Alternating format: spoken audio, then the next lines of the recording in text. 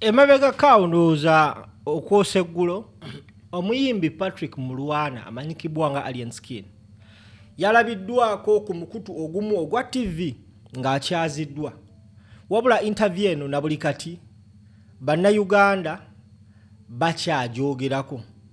Alien Skin ku Sanyuka TV yalabiddwako mu katambi akamu ng'akola kye bayita okuvvoola, bannayuganda kye bayise okuvvoola obwakabaka bwa Busoga kw'ossa n'obwakabaka bwa Buganda. Now, omu ku bantu betumanyi ku internet waneeno abalagula, and in most cases byalagula 70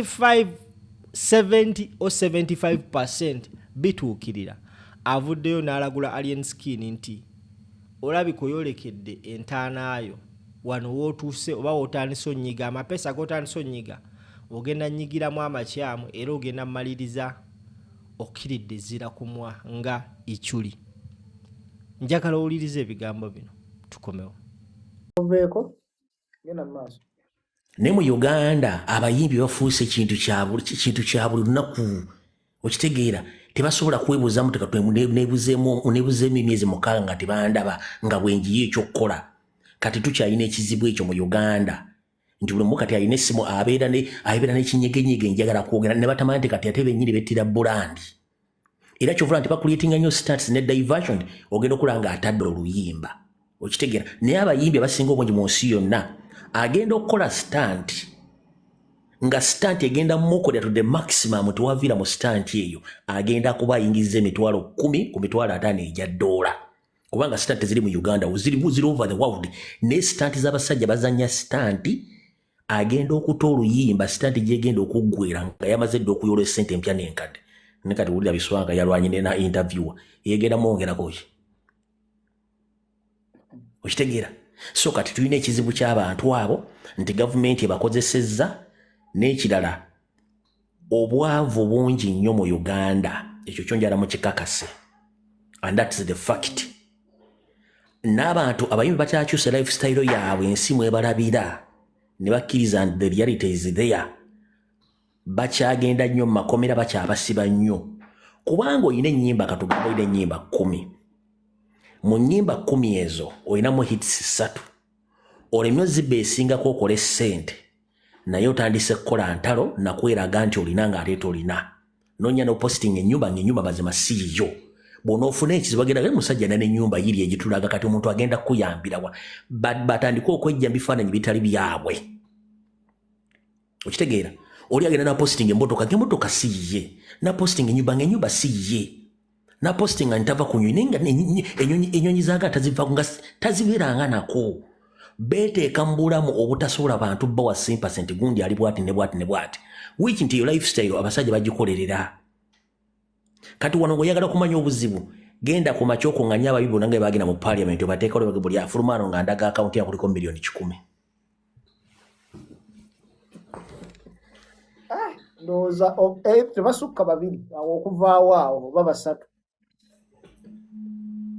Saagala kwogera bingi benazo oyo kwali naye munabala bakubuulire nzi submission yange ne kasita banaagaana okubeera nti bali under management tebalina kye bagenda kukola. Tweyanziza teacher submission eyo badde nsufu nnyo. Management ebyo tusiba tubyogerako wano naye tebabiwulirako ddala. Naye twegatiddwako omuyimbi Spark Sebabi. Omuyimbi w'eggwanga Spark oyo yatukuza oyo. Yayimba kayimba ki? Benazareka yakamanyi. Benazo golina obbuuza ennyimba ezo. Sebo nange ennyimba nzimanyi. Lwaki nze gwe mwesibako nti nze mulowooza nti kategole. Benazo waliwo akuluma mu myaka tewali. Golowooza okumanya music kisinzira ku myaka gyo. Mamero. Kalogera tugamba ki wawulirizanga ti Sebo. Spark Sebabi yabba oluyimba lwange.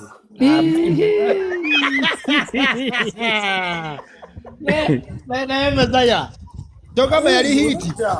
Temuseka huyo muteekeko oba tugenda mugamba ayogere, tugenda mugamba nesokolindemu katono. Huyo muteekeko. Edinda mwanti Spark Sebabi ennyimba ze yayimba zonna zaakwatayo. Ne lwe yabba olwo nawo lwakwatayo. Yabaka nina kendia oba twesiireyo mu nkere. Huyo njagala Mamero oyina intaneti fenna tulina intaneti kati omusajja ono ateekemu oluyimba gwe yayimba gwe guno omuto gwa nabidondole ebyawanga gunina ebitundu olabe olwange lwagendayo ddi olwe yaluteekayo ddi kyokka ekyannuma ku sipaako ono oluyimba olwo be namala oddulikoodinga nalusoosa mu studio yaluwuliremu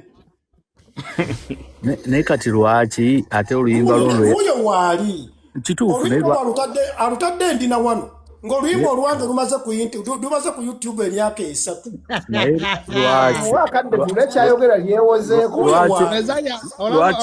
lwaki kambuza ekibuzo lwaki era oluyimba lwe yabba lwe lwafuka hiiti ate zino zaatabba kankomaawo olabye Mr. Rumbo yageze n'agamba stand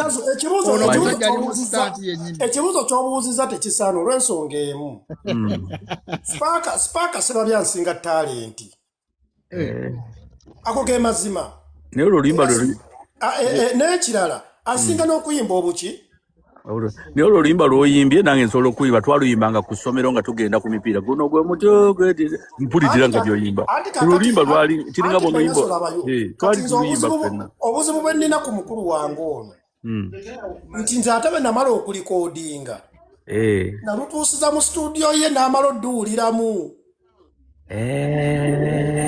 awo yakola bubi bategagala tumuwe omukisa ayo tulina okuva oyo waali mukulu wange oyo era nzija Uganda bwe najja nja mukwata amataayi mukulu Sparker Ssebabya Sebo ogamba otya Sebo ndi bulungi ogamba otya muganda ndi bulungi wadde otuukidde mu misango oli muddu wa nnyimba muganda wange Mizayo ogamba otya ndi wano musiraamu munnange sirira mutawaana kakati okusookera ddala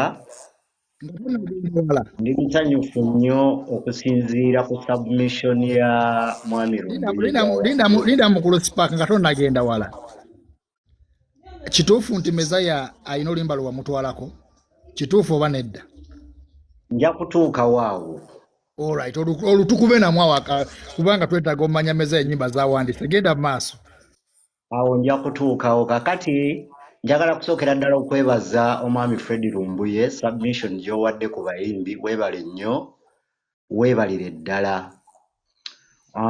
omanyi abayimbi abazze mu generation eno empya ng'ovudde ku yaffe enkadde balina okuyaayaana kungi nnyo okubeera mu matu g'abantu naye nga tebamanyi kituufu kirina kubabeza mu matu g'abantu nze nkuumye erinnya emyaka 25 nga teririiko zero tompulidde mu ntalo towulidde nti nakubye muntu towulidde nti nayombye ne gundi towulidde nti nagenze eggulu towulidde nti nasabiriza towulidde nti nno kintu kyonna ennyimba ze nayimba emyaka 25 emabega nakati bwe ziyimbira abantu audience yange ekyaliwo olw'ensonga nti nafaayo okukuuma erinnya eryo ettono lye nafunawo nemanga nkuumye legacy eyo paka olwaleero kakati submission ya mwami Lumbuye njagadde nnyo weebale nnyo ku analyzing nsonga era nga bw'analyzing ensonga za politics n'oziggusa bulungi nnyo era nsanyuse nnyo okujja ku live eno nga kuuli Ssebo weebale kusigala ku mulamwa weebale kubeera ng'oyogera ebintu ebituufu kakati ku nsonga ya muganda wange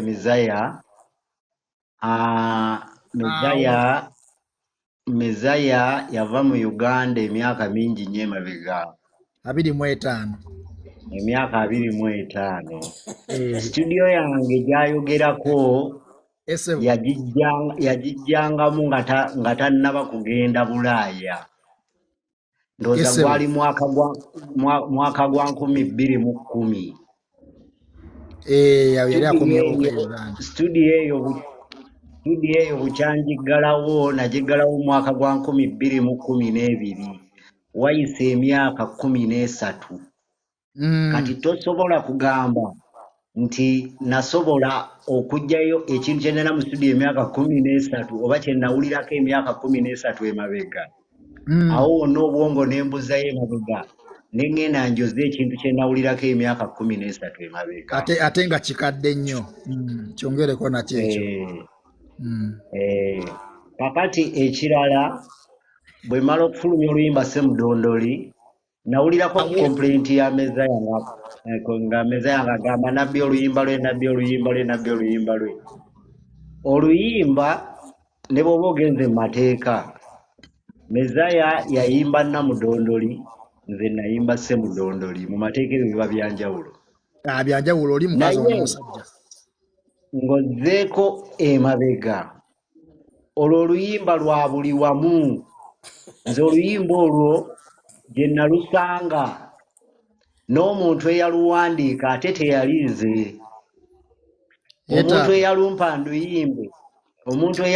nduyimbe era ye muntu yekka eyali ampadde oluyimba n'endukkiriza oluyimba kubanga nze ennyimba ezange ezeewandiikira.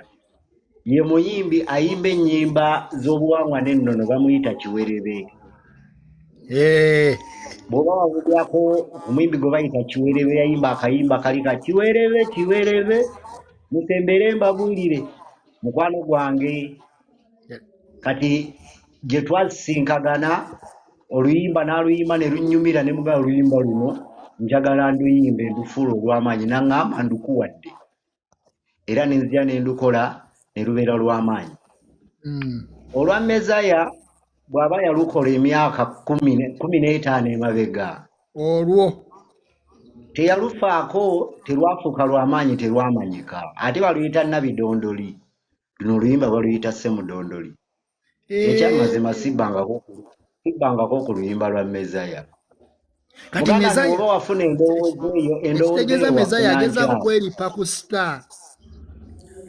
Kakati endowooza eyo endowooza yafuna nkyamu.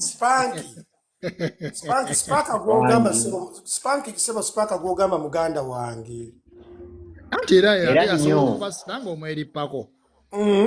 Oyo muganda wange. Oyo Mezaya muganda wange bwe twatandika endongo nange simwegaana. Wamuwandiikirayo ku luyimba Mezaya?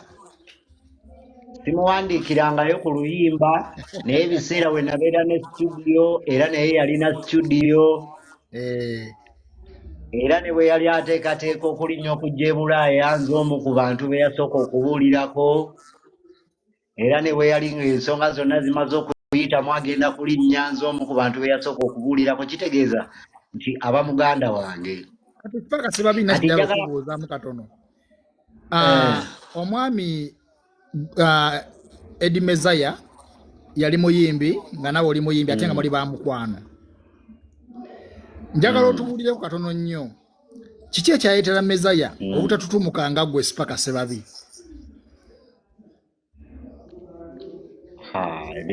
Ebintu by'endongo yaffe muganda wange biwanvu. Kubanga era abantu bangi nnyo abataafuna mannya mu kiseera nze we nalifunira. Ate abantu bangi nnyo abaafuna amannya mu kiseera nze we nalifunira. Abaagafunamu n'okusinga nze bangi nnyo.